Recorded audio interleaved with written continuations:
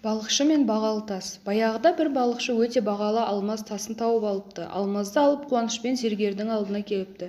Зергер алмазға ұзақ қарапты да былай депті: "Бұл тасыңыз өте бағалы екен. Мен барлық байлығымды жинап сізге берсем де, мұның құнының жартысын да өте алмас едім.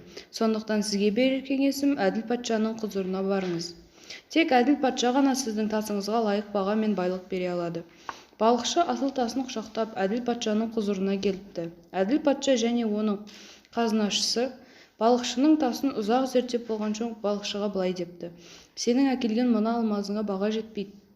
Кеңесе келе біз мынандай бір шешімге келдік. Біз сенің ықтиярыңа 3 сағат уақыт беріп, қазынаханамызды тапсырамыз. Осы 3 сағат ішінде қазынаханамыздың өзің қалағанша байлықты тасып алып кет. Біз разымыз, бірақ 3 сағаттан соң қазынаханамыздан шығарыласың." Балықшы әділ патшаның үкіміне дән риза болып алғысын білдіреді. Қазынашы балықшының ықтиярына 3 сағатқа тапсырылып, уақытты белгілеп өзі шығып кетеді. Қазынаханадағы алтын, күміс, інжу, маржан, дүр гауһарларды көрген балықшы есінен адасардай болыпты. Әлі уақыт бар, 2 сағат ішінде қаншам байлықтар тасып кете аламын, біраз дем алып алайын деген оймен алтындардың үстіне жатып алып қиялға беріліп кетіпті. Енді дүниедегі ең бай адамға айналдым. Жан-жағымда қызметкерлер келіп жүгіріп қызметімді қылады. Бірнеше жас әйелдерге үйленемін, бірнеше зәулім сарайларым болады. Тағысын тағы. Сол секілді қиялдармен қара басып, балықшы байғұс ұйықтап кетіпті. Көзін ашып қалса, қазынашы келіп оны оятып тұр екен. "Оян, тұр орныңнан, уақытың бітті, қазынаханадан шығып кет." Балықшы абдырап: "О, сорлы басым, ғафлет ұйқысы басыпты ғой мені. Қазір алтындарымды алып алайын" деді. Қазынашы: "Қандай алтын? Сенің уақытың баяғыда біткен. Шық бұл жерден, ешқандай алтын алмайсың."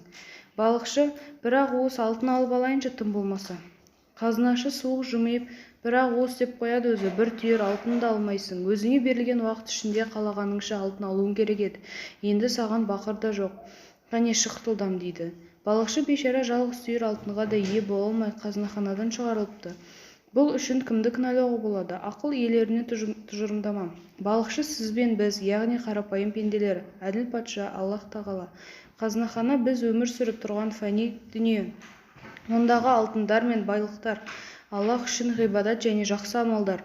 3 сағат уақыт бізге берілген қысқа ғұмыр. Балықшының ғафлет ұйқысы біздің дүниелік нәрселерге берілуіміз." Қазынашы: "Өлім періштесі.